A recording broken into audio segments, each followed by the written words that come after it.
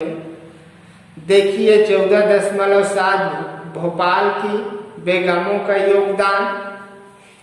1818 ईस्वी में सर्वप्रथम सांची की स्मारकों की खोज जनरल टेलर ने की थी। भोपाल की बेगम शाहजहां बेगम के शासनकाल 1868 से 1901 में यहाँ 1881 में मेजर H.L. कौल ने पहाड़ी के ऊपर का जंगल साफ करवाया तथा स्तूप संख्या 1 को भरवाया। साथ ही उन्होंने इसके दक्षिणी पश्चिमी तोरण द्वारों तथा स्तूप के 3 घिरे हुए तोरणों को पुनः खड़ा करवाया। यहाँ से एक बड़ा एवं 2 छोटे स्तूप मिले हैं। यूरोपियों ने सांची की स्तूपों में अत्यधिक रुचि ली। फ्रांसीसियों ने सबसे अच्छी हालत में बचे सांची के पूर्वी तोरण द्वार को फ्रांस के संग्रहालय में ले जाने हेतु भोपाल की बेगम शाहजहां बेगम से अनुमति मांगी। अंग्रेजों ने भी ऐसा करने का प्रयास किया, मगर लगता है कि पूरा विद कौल के ऊपर वर्णित कथन का असर हुआ। इस तोरण की प्लास्टर की आकृतियां बनवाई गई।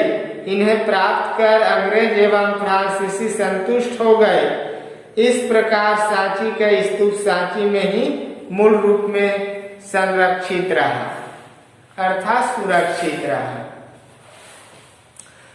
शाहजहां बेगम एवं उनकी उत्तराधिकारी सुल्तान जहां बेगम ने सांची की धरोहर के रख रखाव हेतु अनुदान दिया। जॉन मार्शल ने सांची पर लिखे अपने ग्रंथों को सुल्तान जहां को समर्पित किया। बेगम ने सांची में एक संग्रहालय एवं अतिथिशाला बनवाने हेतु अनुदान दिया, जहां रहकर मार्शल ने अपनी पुस्तकें लिखी थी। यही नहीं, इन पुस्तकों के प्रकाशन पर भी सुल्तान जहां बेगम ने अनुदान दिया। इस प्रकार सांची की स्तूप के संरक्षण में भोपाल की बेगमों की अहम भूमिका रही। 1955 ईस्वी में प्रधानमंत्री जवाहरलाल नेहरू ने राष्ट्रीय संग्रहालय नई दिल्ली की नींव रखी। 1989 ईस्वी में सांची को एक विश्व कलादय विश्व विरासत घोषित कर दिया गया। और 14.8 सांची स्तूप की खोज। 1818 ईस्वी में जनरल टेलर ने सांची की स्तूपों की खोज की। 1822 ईस्वी में भोपाल के assistant political agent captain Johnson ने प्रमुख स्तूप के ऊपर से नीचे तक की खुदाई कराई। 1851 ईस्वी में अलेक्जेंडर कनिंघम एवं कैप्टन F.C. मैसी ने भी यहाँ खुदाई कराई। कई हफ्तों तक रुककर उन्होंने यहाँ के अवशेषों का अध्ययन किया, यहाँ प्राप्त अभिलेखों को पढ़ा। अपने निष्कर्ष उन्होंने अपनी पुस्तक में प्रकाशित किए। 1881 ईस्वी में मेजर कौल ने सांची में बहुत कार्य संपन्न किया। 1912 ईस्वी में सर जॉन मार्शल ने यहाँ खुदाई कराई। 1938 ईस्वी में मोहम्मद हमीद ने अंतिम बार यहाँ खुदाई कराई। फिर 14.9 सांची स्तूप से संबंधित तथ्य। सांची में एक विशाल तथा 2 छोटे स्तूप है। महास्तूप में भगवान बुद्ध के, द्वितीय स्तूप में अशोककालीन धर्म प्रचारकों के एवं तृतीय स्तूप में बुद्ध के 2 शिष्यों सारिपुत्र एवं महामोद गलयान के अवशेष रखे हुए हैं। सांची की स्तूप का वर्णन श्रीलंका की बौद्ध पुस्तकों दीपवंश एवं महावंश में मिलता है। ये दीपवंश या महावंश क्या है ऐसे पूछेगा तो आना चाहिए। श्रीलंका की बौद्ध पुस्तक है। कई बार इसको 1 नंबर का 2 नंबर का पूछ देता है परीक्षा। इसके अनुसार उज्जैनी का शासक रहते हुए अशोक ने विदिशा के एक व्यापारी की कन्या देवी से विवाह किया। इसी रानी देवी ने पहाड़ी के ऊपर बुद्ध धर्म के स्मारक बनवाए। महेंद्र एवं संघमित्रा इन्हीं के पुत्र थे। महेंद्र कुछ दिन विदिशा एवं सांची में रहा और यहाँ बौद्ध धर्म का प्रचार भी किया। सांची स्तूप पर खुदे हुए शिलालेख एवं बड़े बड़े अमीर एवं व्यापारियों द्वारा दिए गए दान का वर्णन मिलता है। इसी दान से सांची में स्तूप निर्मित हुए। महास्तूप का निर्माण अशोक के समय 268 से 233 ईसा पूर्व ईंटों की सहायता से हुआ था एवं इनके चारों ओर काष्ठ की वेदिका बनी थी। सुंग वंश के काल 148 ईसा पूर्व से 72 ईसा पूर्व में स्तूप को पसाड़ की पट्टिकाओं से जड़ा गया एवं वेदिका भी पत्थर की बनाई गई। स्तूप का व्यास 126 फुट एवं ऊंचाई 54 फुट पर दी गई। अतः आकार पहले से दुगुना हो गया। सातवाहन युग 37 ईसा पूर्व से 203 ईसा पूर्व में वेदिका की चारों दिशाओं में 4 तोरण लगाए गए। महास्तूप में भूमि तल पर मध्य में हर्मिका पर 3 मेधियां थी। मध्य की मेधि भूमि तल से 16 फुट ऊंची है। तो ये सांची स्तूप से संबंधित तथ्य है, सत्य है। ये 14.10 तोरण कला। फिर देखेंगे सालभंजिका एवं लोक परंपरा। तो सांची स्तूप की वेदिका में द्वार पर स्थित तोरण अत्यंत सुंदर, कलापूर्ण एवं आकर्षक है। विद्वानों का कहना है कि यह स्तूप अपने स्थापत्य से अधिक उत्कीर्ण अलंकरण के लिए प्रसिद्ध है। तोरण द्वार 34 फुट का है। इसमें 2 सीधे स्तंभ लगे हैं। इनके ऊपर 3 रावदार बेड़ियां लगी है जो एक दूसरे के ऊपर समतल रूप से रखी है। स्तंभों के ऊपर चौकोन चौकियां हैं जिन पर बौने हाथी, बैल एवं सिंह की प्रतिमाएं उत्कीर्ण है। बेड़ियां आड़ी पट्टी पर भी सिंह, हाथी, धर्म चक्र, यक्ष एवं त्रिरत्न खुदे हैं। स्तंभों के नीचे दोनों ओर द्वारपाल यक्षों की मूर्तियां हैं। स्तंभ तथा नीचे की बड़ेरी के बाहरी कोनों में सघन वृक्षों की शाखा को पकड़े स्त्रियों की सुंदर मूर्तियां हैं जिन्हें सालभंजिका कहा गया है। जैसा कि चित्र में दिखाया गया है, ये सालभंजिका की मूर्तियां अत्यंत आकर्षक है।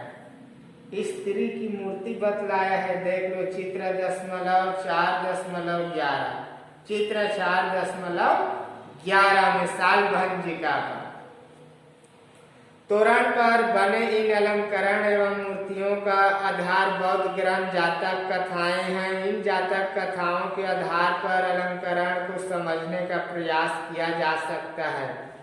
प्रत्येक चित्र या अलंकरण बुद्ध से संबंधित किसी न किसी प्रतीक का प्रतिनिधित्व करता है। जो जानवर यहाँ बनाए गए हैं उनका वर्णन जातक कक्षाओं में भी मिलता है। उदाहरण के लिए हाथी को शक्ति एवं ज्ञान का प्रतीक माना गया है।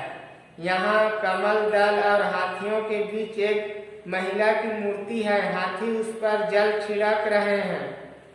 इसे गज लक्ष्मी माना गया है। ये सौभाग्य की देवी थी। कई स्तरों पर सर्प भी दिखाए गए हैं। बौद्ध साहित्य से अनभिज्ञ जेम्स फर्गुसन ने इस आधार पर सांची को वृक्ष व सर्प पूजा का केंद्र कहा, परंतु ऐसा न होकर सर्प लोक परंपरा से लिया गया प्रतीक जान पड़ता है। और 14.11 सालभंजिका एवं लोक परंपरा। अधिकांश चित्रों का तारतम्य यह तारमयता बौद्ध धर्म के प्रतीकों एवं जातक कथाओं में वर्णित प्रतीकों से स्थापित किया गया है। अब प्रश्न उठता है कि स्तंभ एवं नीचे की बड़ेरी के कोनों पर स्थित सालभंजिका युवा स्त्री की मूर्ति क्यों निर्मित है। पेड़ की शाखा पकड़े लटकी इस स्त्री का तार तम या किसी त्याग व तपस्या से स्थापित नहीं होता। काफी प्रयासों के पश्चात विद्वानों ने इस स्त्री की मूर्ति को संस्कृत साहित्य में वर्णित सालभंजिका की मूर्ति माना। लोक परंपरा के अनुसार सालभंजिका द्वारा धुए जाने मात्र से साल के वृक्षों में फल एवं फूल खिल उठते थे। यह एक शुभ स्त्री का प्रतीक होने का कारण स्तूप में बनाया गया। इस प्रकार सांची स्तूप में जो अलंकरण मिलता है उसके बारे में पता लगाने के लिए हमें समस्त बौद्ध साहित्यों का एवं बुद्ध से संबंधित प्रतीकों की जानकारी आवश्यक है। इनके द्वारा सांची मूर्ति कला को भी समझा जा सकता है। तो प्यारे, इस प्रकार से यह अध्याय भी समाप्त। जितना प्रश्न दिया है, नोटेशन बनाना है, तैयारी करना है और जो स्मरणीय बिंदु दिया है उसको याद करना है। वस्तुनिष्ठ प्रश्न है, सही विकल्प चुनकर लिखिए।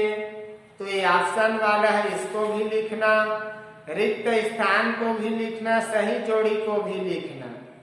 एक शब्द या एक वाक्य में उत्तर दीजिए। तो ये पूछा गया था, बहुत अच्छा प्रश्न रखा गया है। इसमें स्तूप क्या है देख लो।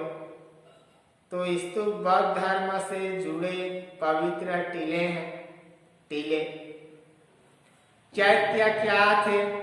तो शव दाह के पश्चात बौद्ध के शरीर के कुछ अवशेष टीलों में सुरक्षित रख दिए जाते थे। अंतिम संस्कार से जुड़े इन टीलों को चैत्य कहा जाता था।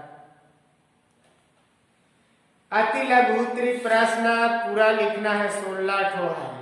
लघुत्तरी प्रश्न दिया है ये 10 ठो है, इसको भी पूरा लिखना है। दीर्घ उत्तरी प्रश्न 7 है, इसको भी पूरा करना है। ये देखना है जो अति लघुत्तरी में आया है वो दीर्घ में आया होगा तो दीर्घ का लिखना। लघुत्तरी का दीर्घ में आया होगा तो दीर्घ का लिखना। जैसे दिगंबर और श्वेतांबर में अंतर, बौद्ध धर्म के पतन के कारण, वैष्णव मत पर टिप्पणी, शैव मत पर टिप्पणी। दीर्घ उत्तरी में देखें तो बौद्ध धर्म के सिद्धांत के बारे में लिखिए। और एनटीआरटीसी से भी प्रश्न है प्यारे, क्या उपनिषदों के दार्शनिकों के विचार नियतिवादियों और भौतिकवादियों से भिन्न थे? अपने जवाब के पक्ष में तर्क दीजिए। जैन धर्म की महत्वपूर्ण शिक्षाओं को संक्षेप में लिखिए। अगला, सांची की स्तूप के संरक्षण में भोपाल की बेगमों की भूमिका की चर्चा कीजिए। अभी जो सुने हो इस चैप्टर में। तो एक भी प्रश्न नहीं छोड़ना।